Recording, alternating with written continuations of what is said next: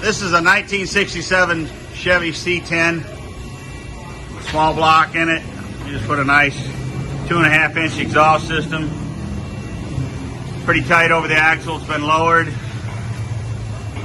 Tucked it up in there under the bed. Coming right off the headers. Nice and clean.